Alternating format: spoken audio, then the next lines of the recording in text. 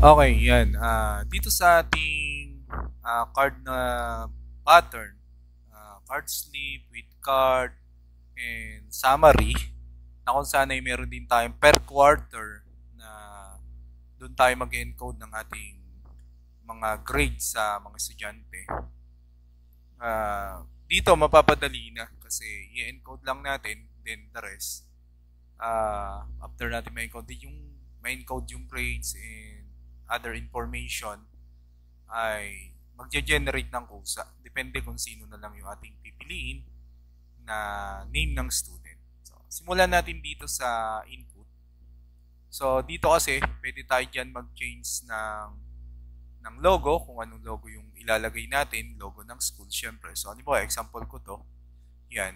Yan, lalabas na yan dun sa lahat ng kailangan natin. Unahin ko dito sa part na to. Dito kailangan makaset natin yung pangalan ng name ng teacher. Pag nailagay natin dyan, lalabas na rin yan doon sa ating card slip kung sino yung kanilang teacher sa bawat subject. Ito naman, hindi na natin kinlir yan dahil sa card yan, automatic nang meron yan saka ito. Tapos, ito yung mga subject. Dito naman yung ating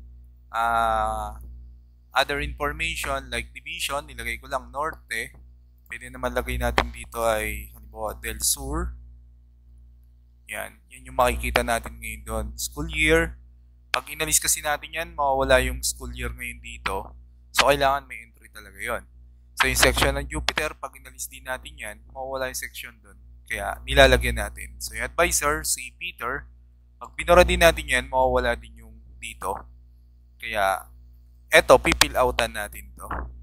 Then, region 36. Tapos, dito sa LRN, gawa-gawa ko lang yun. Naglagay lang ako. By the way, pwede natin yan ituloy. Di ba ganyan? Then, lagay uli ng pangalan, male, male, female, gender, birth date, and age. So, hanggang dito, tayo magpipil out ng gusto nating ilagay na information o yung information na kailangan. So, yung grade, pwede mong gawin yan 10. Depende. Now, balik tayo sa dashboard. After natin magawa yun, punta tayo sa quarter. Makikita natin na yun yung logo, department, yan, region 36, division ng Mars, district ng Earth, pangalan ng school ay Villa Jupiter, saan ang address is Barangay Pluto. Ngayon dito, sa fourth quarter, dito tayo ngayon maglalagay ng mga, sabihin natin mga grades, na kung saan yun yung makikita natin, dapat yung grades nila na yun dun sa ating tawag dito card and card slip sa summary. Yan, so halimbawa yan, lalagyan ko lang sa third. So meron din tayo rito sa third.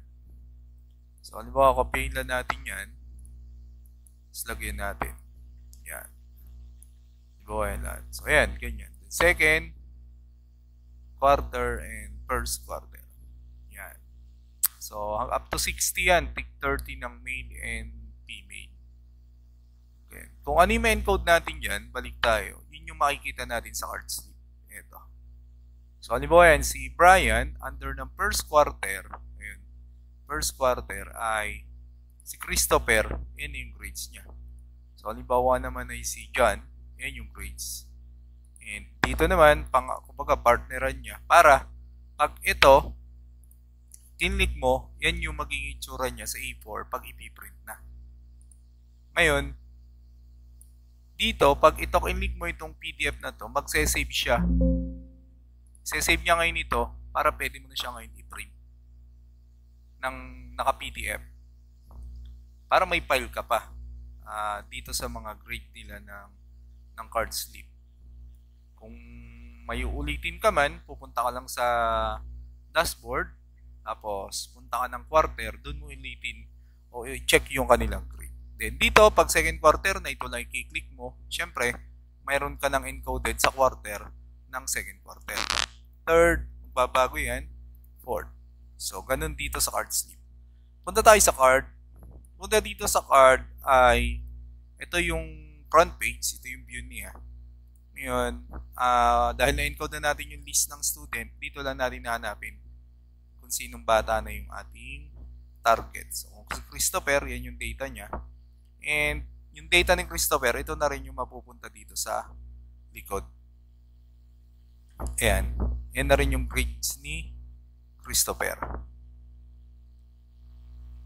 Ngayon, kapag ito naman yung ipiprint natin, itong part ng back na to,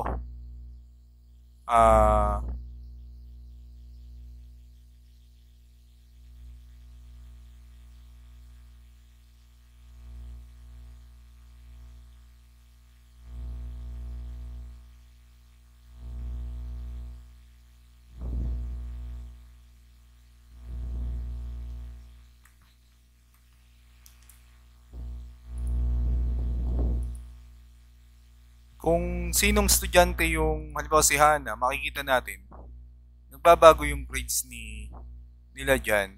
Kasi kung sino yung estudyante na ilagay natin, so yun yung grades niya dito. Ito naman, pwede natin yan i-print preview, yan yung itsura. Kaya naman, ang gagawin lang natin, yan, malilipat naman dito kasi dito tayo nag-print preview. Pwede na rin natin yan i-print. Ngayon, ang maganda dito, balik natin sa home, pwede tayong pumunta ng summary ngayon. Yun, dito na tayo pwede mag-print ng lahat ng tawag dito quarter at lahat ng subject. So, Filipino English up to MAPE, ESP.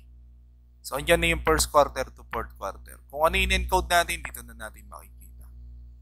Ito, ready to print na lang to, Control P. Bali 1, 2, 3, 4 page. Depende kung anong setup ang gagawin mo sa page layout kapag mag-print. So, balik ng home. Yun, ganun lang kadali itong gamitin kapag gusto natin ilagay na yung mga grades. At minsanan na lang tayo mag-input. So, yun lang. Salamat.